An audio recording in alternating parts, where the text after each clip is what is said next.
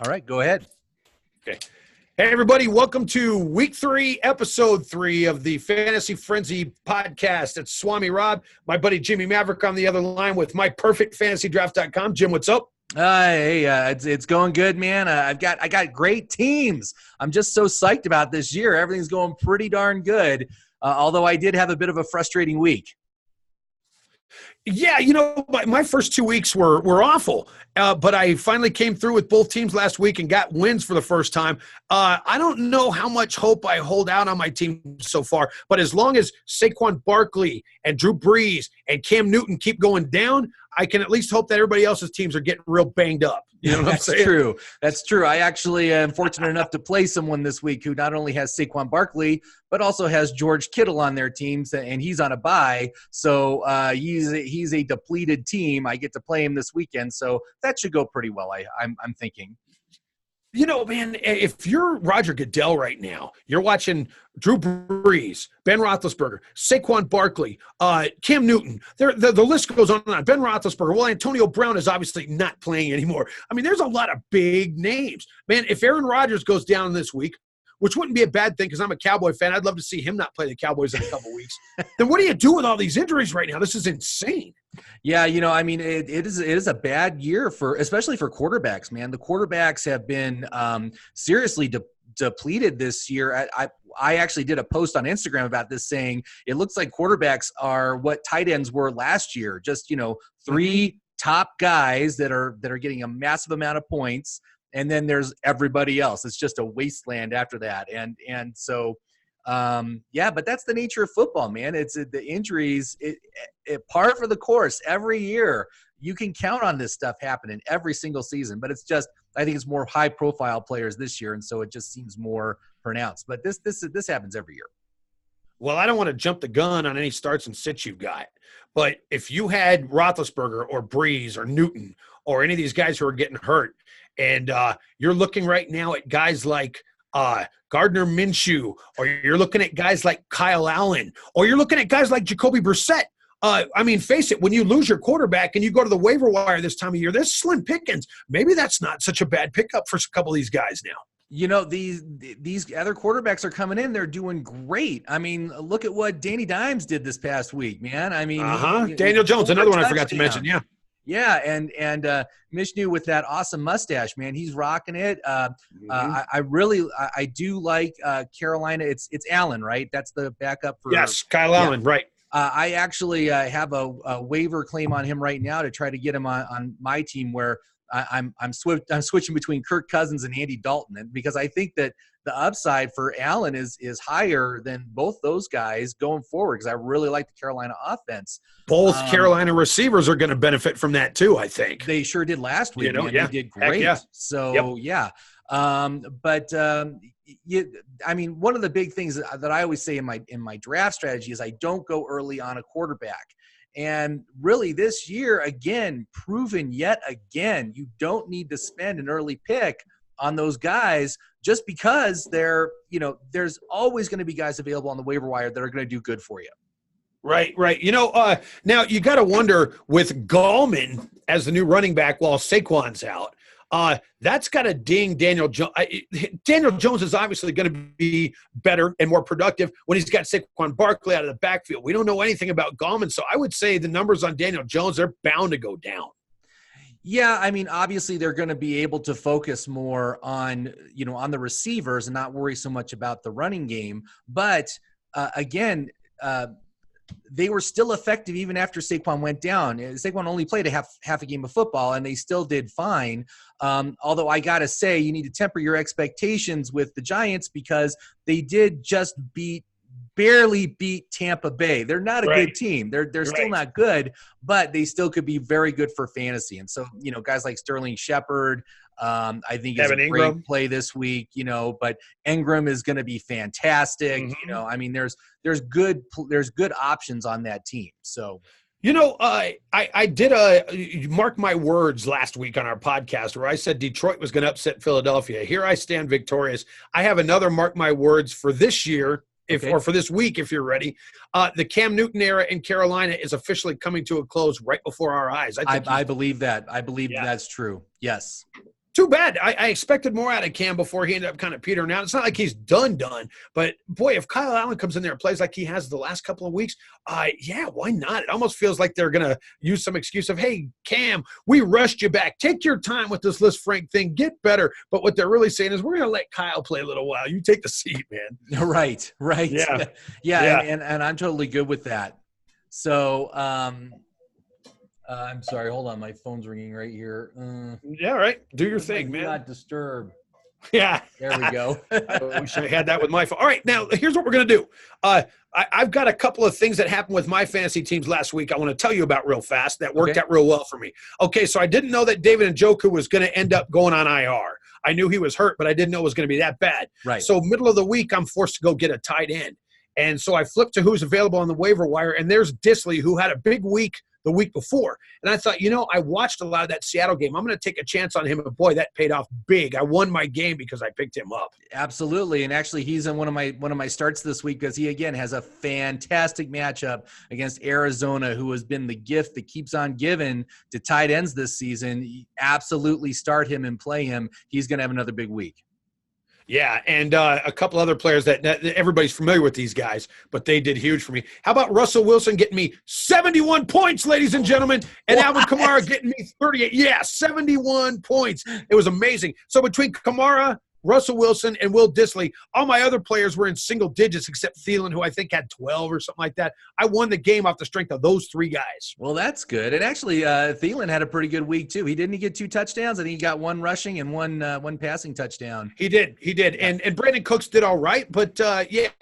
And I still need your opinion on Mike Wilson or Williams of the Chargers, because I'm wondering if he shouldn't just go to the bench at some point. He's not doing anything for me. Yeah, I mean, again, the Chargers are a low volume pass offense, and that was the big issue that I had with drafting him, is that I didn't think he was going to get the volume to be an effective fantasy weapon, and I think that's come to pass. Certainly, if you have a better option, if you have Tyrell Williams or Terry McLaurin or one of those guys, I would absolutely put them ahead of someone like Mike Williams. Yeah, I thought Williams might do good when Hunter Henry got hurt again, but it hasn't played out that way at all. Nope. Not at all. In fact, it hadn't been a great year for the Chargers overall. All right, Jim, so let's do this. Who do you think you should absolutely look at starting this week first? Okay, so let's start with the quarterbacks. Once again, got a couple of great options. I love Phillip Rivers, man. Phillip Rivers is playing Miami this week. And so Miami is a great, one of the things about being at week 3 is we kind of have a good idea. We have a really much better idea as to who's good and who's bad. And so anybody playing Miami, you start them. Anybody playing New York, the Giants, you start them. Right. These things are becoming very clear now. But Phillip Rivers, great matchup. He's going to have a huge day. I'm guessing he's probably going to be a top 5 quarterback this week. Okay. And let's see here. Did I put oh man, look at that. I only did 1 start for the quarterbacks, but I got 3 sits. So right. For my sits, I got Carson Wentz. He's at Green Bay. Green Bay's defense is legit. And Carson Wentz, his weapons are still depleted. There is a chance that Alshon Jeffrey comes back for the Thursday night game. But even so, who knows? How is he back at 100%? I'm guessing he's not. It's a good defense. Green Bay is a good defense. I just think he's going to disappoint. Definitely find another option. Hey, Jim, let me tell you this, man. They've been saying that we've yet to have an Aaron Rodgers game yet because the defense has played so well. My prediction, both Aaron Rodgers and Davante Adams are going to blow up tomorrow night against Philadelphia. I bet both of them have huge games. I've been trying to get Davante Adams in several leagues, trying to make trades to get him. I've not been able to get him yet, but I do think this is going to be a good week for him to break out. So I think so too. Yeah, definitely. Right. So another sit, Jameis Winston, man, don't get fooled by the fact that he had a great game against the New York Giants. Everybody's having a great game against New York Giants. Now he is going to be playing the Rams on the road. No thanks, man. No thanks. No, the Rams defense is still damn good. Yeah, I wouldn't even think about doing that. Yeah, I think Jameis Winston putting together 2 straight good weeks is not going to happen. I haven't seen it happen in his career. Right, right. So definitely get Winston back on your bench or just dump him. You know, he was a good play last week, but he's not good right now. So What don't even about bother Mike with him. Evans, though? Because he finally blew up last week, but if he doesn't have Winston throwing the ball decent, he might not be a good start either against the Rams, right? Well, I'm not as concerned about that. I think Evans will still be good. He's not going to blow up like he did last week with 3 touchdowns, Right. but I think he's still going to have he should have a good game. I would have no problem starting him. All right. But my final one is going to be a controversial call because he has been killing it this year. But Tom Brady, I am saying this is going to be upset of the week, man. They're going to the Bills. Brady has never been as good on the road as he is at home. They've got obviously they lost Antonio Brown. Their receiving core is looking a little banged up right now, especially with Edelman.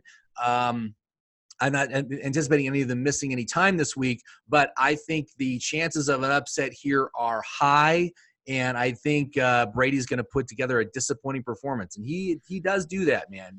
You know, the Patriots haven't lost in Buffalo since like 2009, I think was what I heard. And you think the AFC East is so bad that New England gets gifted 6 wins a year. Right. I got to wonder if Buffalo wants to make a statement. This is the time to do it because I'm buying Buffalo right now. I've got their defense in both leagues. Buffalo's defense has been killing it for me.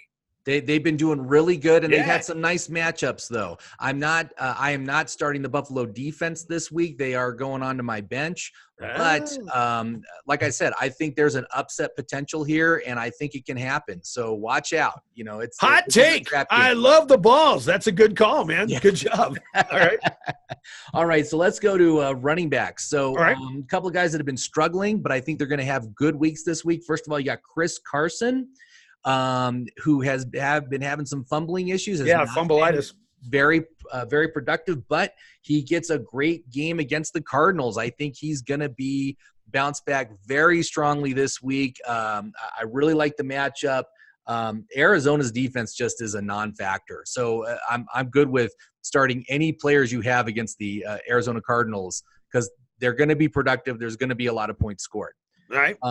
Also, Joe Mixon, man. Joe Mixon has been really having a tough year. He did something last week finally, which was good. He got a touchdown and all that. But now he gets Pittsburgh, and you're always like, oh, Pittsburgh, they always have such a good defense. Well, they've given the 4th most fantasy points to running backs this year. So people have been able to run on them. And Pittsburgh's strength is in the passing defense. So I think Mixon is going to be game planned into this very strongly, and I think he's going to do well. You know, I passed on Joe Mixon in a draft I had earlier this year because I thought he was rated way too high. And so far, I've been right. Yes. But I was thinking the same thing. I think this week he breaks out for sure. Yeah, I think it's a good matchup for him to do something. As far as my sits, well. You know what? Hey, Jim, real quick. Yeah. I also feel like Adrian Peterson might have a big game against the Giants this week, too. Hey, man, anytime you get a chance to start somebody against the Giants, you do exactly. it. Yeah, exactly. Yeah.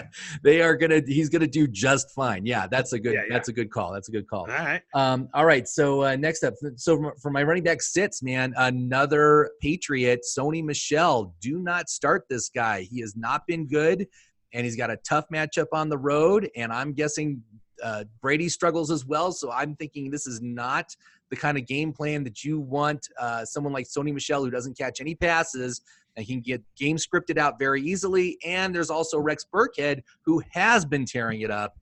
I actually like Rex Burkhead a lot more for this week. Okay, so I have Sony Michel that I've been using in my flex all season long, and he's been getting me 8 or 9, but I was hoping for better out of my flex. I don't have a lot of good options. It's either him or Geronimo Allison for me, so I'm inclined to leave Michel in there, you know? I think in that case you might need to, but I would go hit the waiver wire and see who's available, see if there's someone better that you can pick up. I just, the New England running back situation is always a total nightmare. It sucks. It's a pain when you're trying to do fantasy because Belichick likes messing with fantasy guys. Yeah. Belichick will never let you know what he's going to do, and you just got to guess that you've got the right guy on the right week in that backfield. Right. But I I would try to find an alternative. I'd go onto the waiver wire and see what you can find. All right, Jim, I'm going to put you to the test. While you're reading the rest of your sits, I'm going to look at who's available on this league's waiver wire, and I'm going to let you pick it for me. All right? Go ahead. All right, so my other sit is Todd Gurley this week, man. I was very reluctant to draft this guy. I ended up with 0 shares of him, just because most cases he was taken in the first round.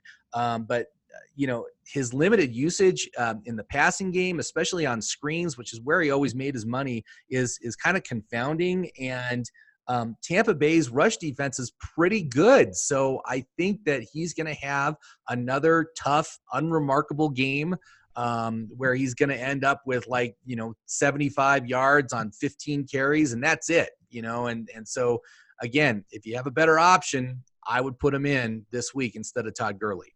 All right.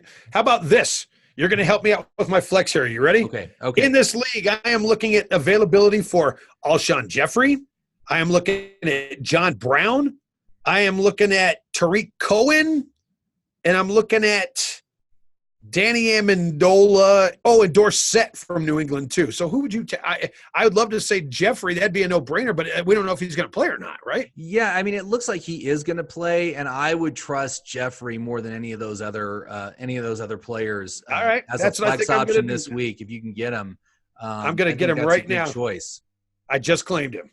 Okay, cool. So I got to cut somebody. I'm going to cut. I would cut Allison. Don't even bother with Allison. He's not Okay, doing heck anything. with him. He's gone. See Right. you. There you go. All right, sorry. Continue, man. All right, so let's go to wide receiver starts, and we've talked about him earlier, but Davante Adams going to have a big week this week. Philly defense has been struggling against the pass. I think he's finally going to have his big game and finally prove why he was a first-round pick. He has been such a disappointment so far. It's kind of he has. It's kind of confounding as to why he is not being targeted as much, because he has always been a touchdown machine. Mm-hmm. Always had at least 10 touchdowns in each of his seasons. He's got 0 so far. That's nuts, but it's going to change this week. This is kind of a no-brainer, but anyone on the Kansas City offense, start them every week. Yeah, right. Mecole Hardman, man. I You called don't that think 2 weeks ago, Tyreek Hill man. is going to be back this week, but he's probably going to be back next week or the week after. So once he does, that's really going to hurt Mecole's value. But Mecole is the burner on this team right now.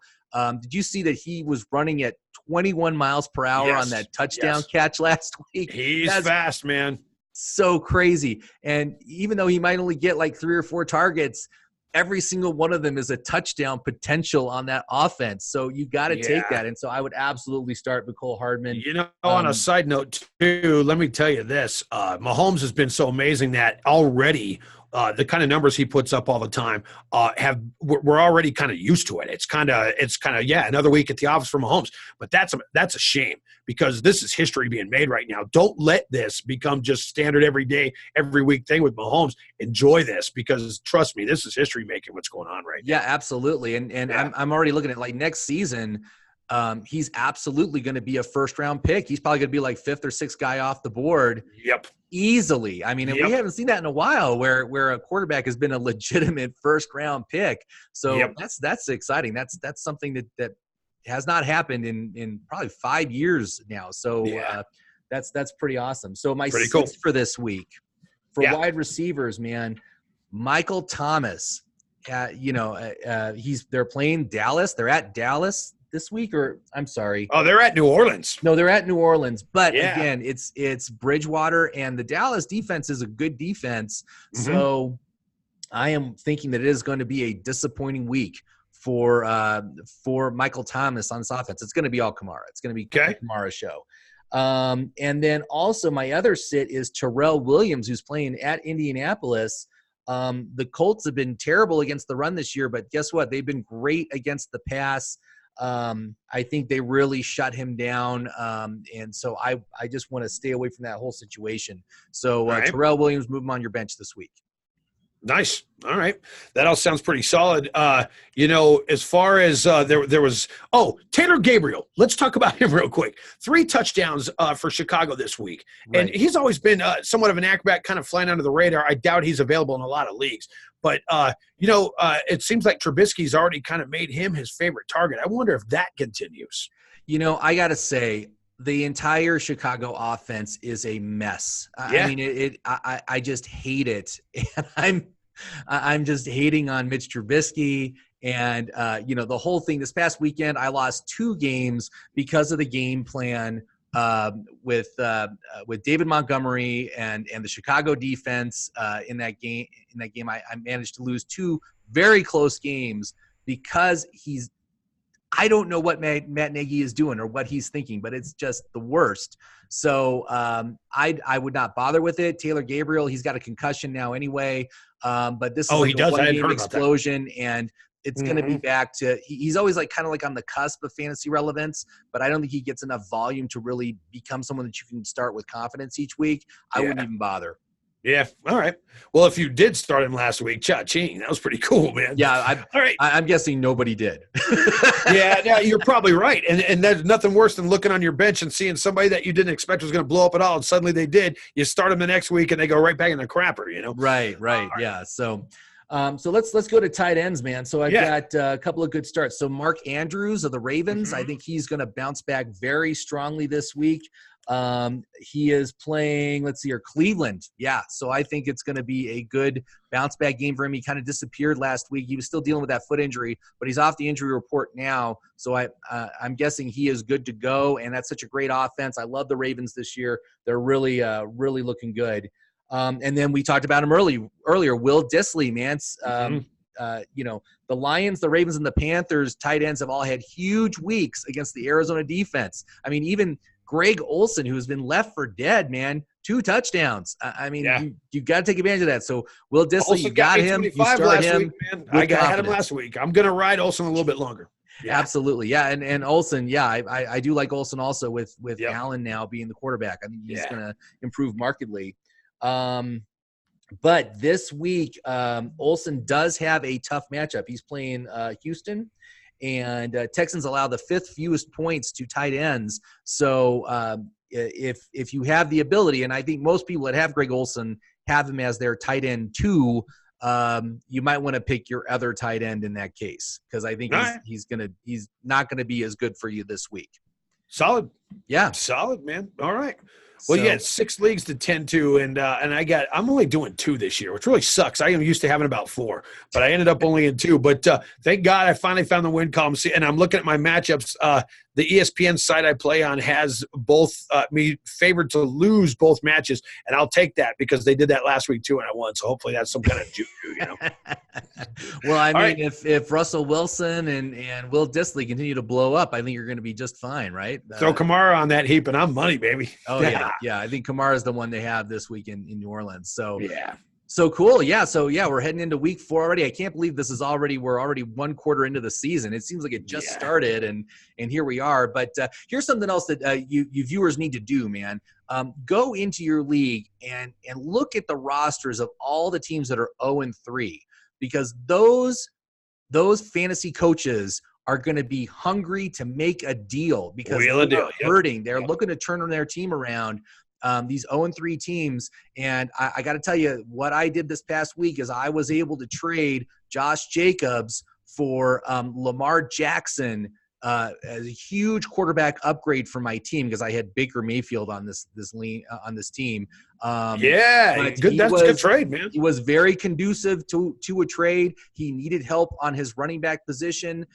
So I already had Derrick Henry, and I have Marlon Mack as my other 2 running backs, so I was totally fine letting Josh Jacobs go. But to get someone of that caliber, who was his second quarterback, he just had the guy sitting on the bench, and he had Watson as a starting quarterback. So it was like a situation where he wasn't really going to need Lamar Jackson because he already had a top-tier quarterback. So, but go in and look that out and make some trade offers, man. See where they're weak, where they need help. Offer them something that's going to help your team and help their team, and you're going to be able to get a deal done, and you're going to be able to improve your team.